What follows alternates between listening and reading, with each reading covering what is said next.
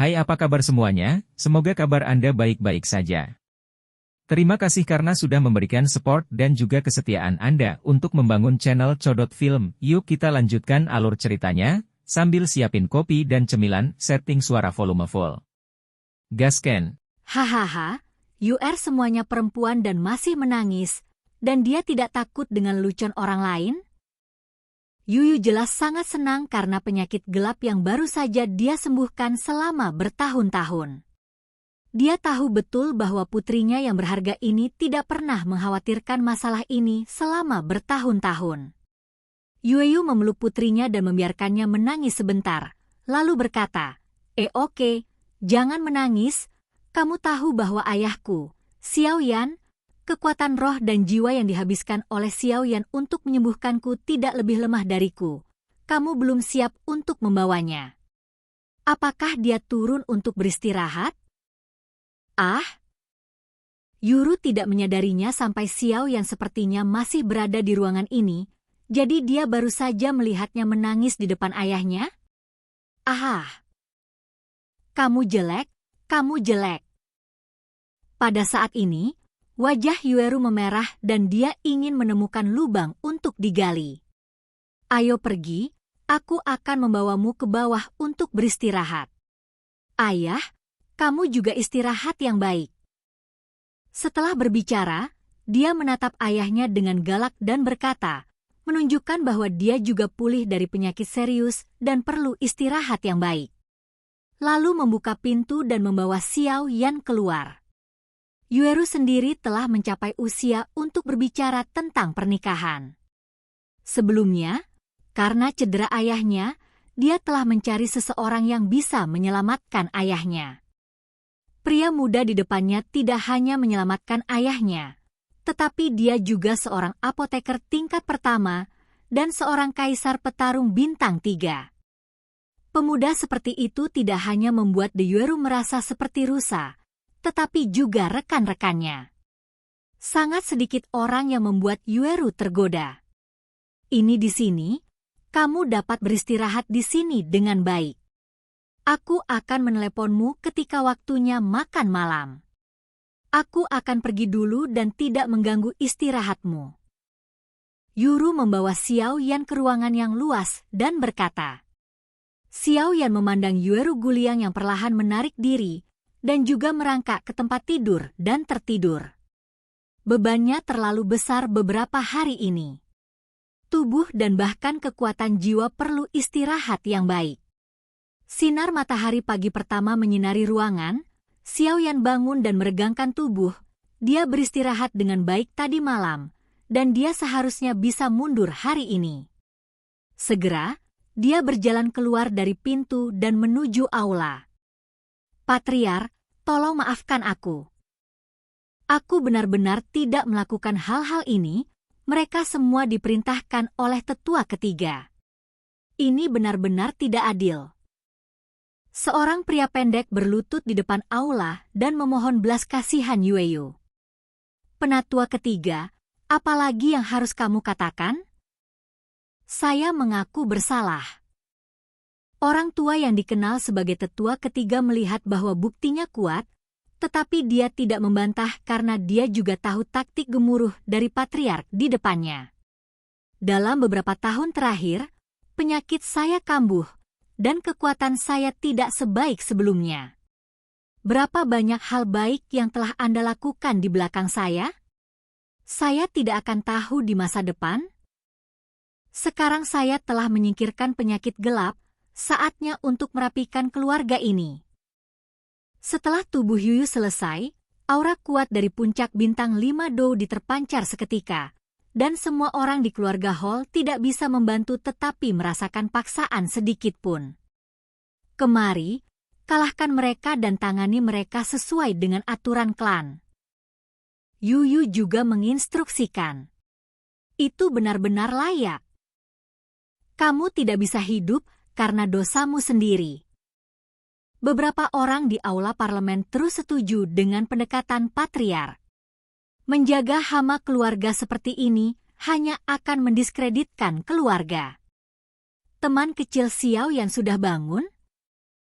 Wajah Yuyu yang awalnya marah tiba-tiba menjadi penuh kasih ketika dia melihat Xiaoyan dan tersenyum pada Xiaoyan karena dia juga tahu bahwa putrinya sepertinya sedikit tidak nyaman dengan pria di depannya.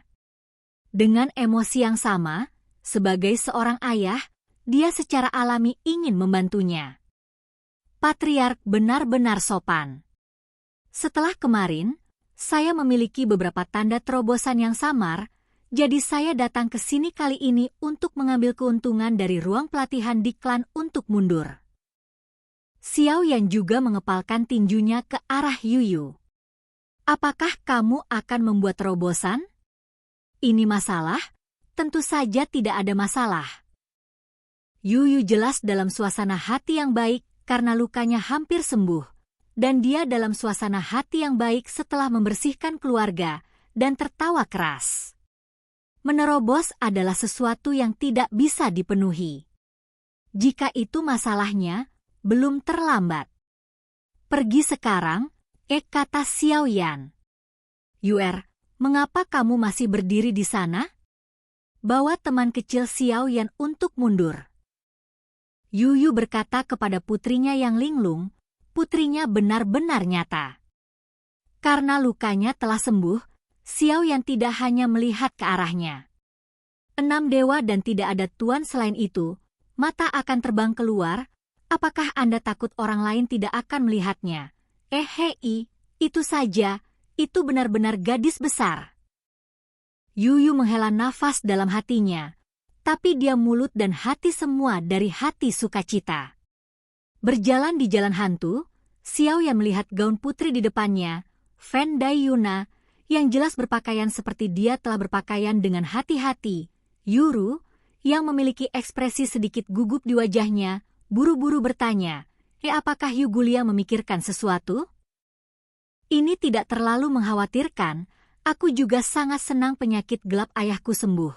Tapi Yuru menjawab pertanyaan Xiaoyan dengan cara yang salah.